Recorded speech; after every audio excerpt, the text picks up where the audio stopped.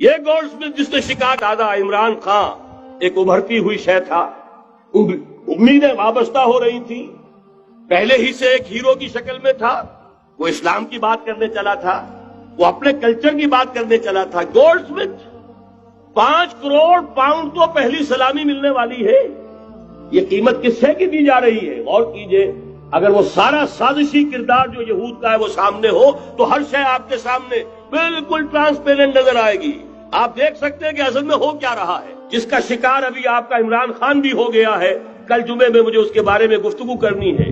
وہ order of the الومناٹی 1776 میں قائم کیا گیا تھا، یہودیوں کی سازش، وہ آج تک چل رہی ہے۔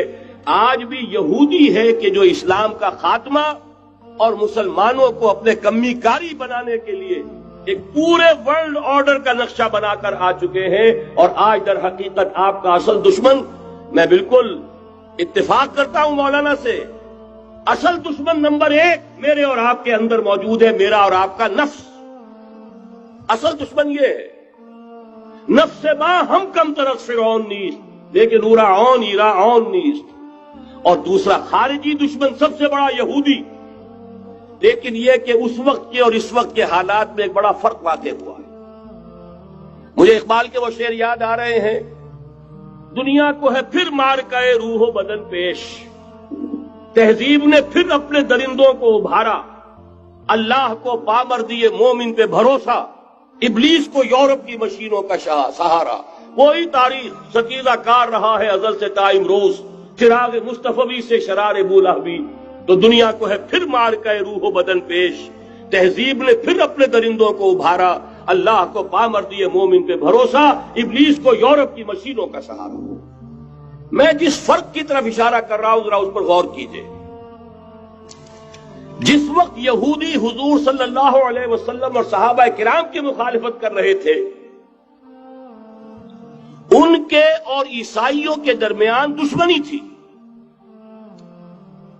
وقالت اليہود لیست النصارى علی شیء وقالت النصارى لیست اليہود علی شیء، ان میں آپس میں سانپ اور نیولے کا بیر تھا اس وقت، جبکہ نبی اکرم صلی اللہ علیہ وسلم کے ساتھ یہود کی یہ کشاکش جاری تھی۔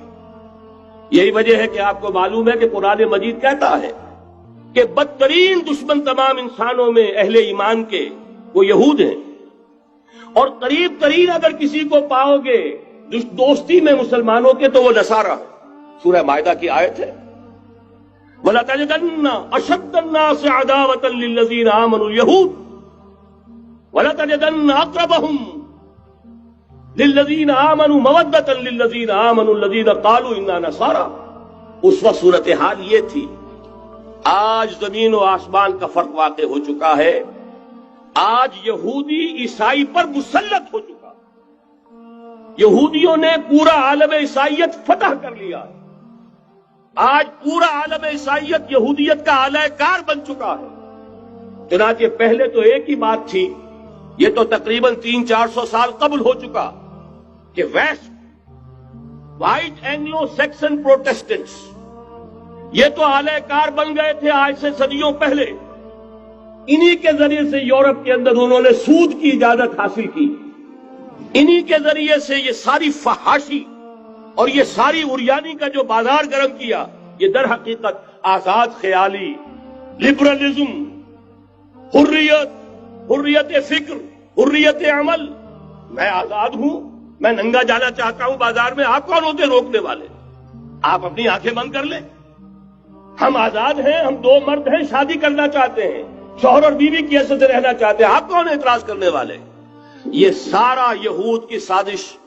اور آپ کو معلوم ہونا چاہیے جب تک پوپ کا کنٹرول تھا یورپ پر، یعنی ابھی کیتھولک جو عیسائیت ہے وہ غالب تھی، اس وقت تک پورے یورپ میں سود حرام تھا، کہیں انٹرسٹ کا کاروبار نہیں ہو سکتا تھا۔ یہ پروٹیسٹنٹس کے ذریعے سے اس کی اجازت حاصل کی، نتیجہ یہ نکلا، علامہ اقبال شاعر مشرق اس صدی کے آغاز میں گیا تھا یورپ، اور وہاں جا کر اس نے دیکھ لیا تھا فرنگ کی رگے جہاں پنجے یہود میں ہے۔ معاشی اعتبار سے یہودیوں نے پورے یورپ کے اوپر اپنا تسلط قائم کر لیا تھا، اور یہ یہودی کون تھے؟ روتھ چائلڈز، گولڈ سمتھس، بہرحال مجھے جو دوسری بات کہنی تھی وہ یہ کہ یریدون لیطفئوا نور اللہ بافواہہم، اس وقت بھی یہودی تھا، آج بھی یہودی ہے، لیکن فرق یہ واقع ہوا ہے کہ اس وقت یہودی کے کنٹرول میں عیسائی نہیں تھے، بلکہ 1200 برس تک یہودیوں کے اوپر ظلم و ستم بلکہ ہوتا رہا عیسائیوں کے ہاتھوں. پورے یورپ میں پرسیکیوٹڈ تھے. انہیں اگر کہیں سہارا ملا مسلمانوں کے ذریعے سے اسپین میں ملا ہے. بن گوریان نے خود لکھا اپنی کتاب میں کہ ڈیورنگ دی ڈائسپورا، یہ ہمارا جو انتشار کا دور ہے 70 عیسوی سے جو شروع ہوا تھا، اس ڈائسپورا کے دوران our golden period is the period of Christian Spain. ہمارا سنہری دور وہی ہے جو مسلمان ہسپانیہ کا دور ہے. انہیں آرام ملا، انہیں پروٹیکشن ملی، انہیں عیش ملے، اور وہیں سے انہوں نے عیسائیت کے اندر نقب لگا کر اور وہاں سے اپنے راستے پیدا کیے. اور دوسرا کام یہ کیا، عیسائیوں کی عداوت کا رخ اپنی بجائے مسلمانوں کی طرف کر. یا رب فاجمعنی بكل الصحب والأحباب واكتب لنا أن ندخل الجنات بالريان.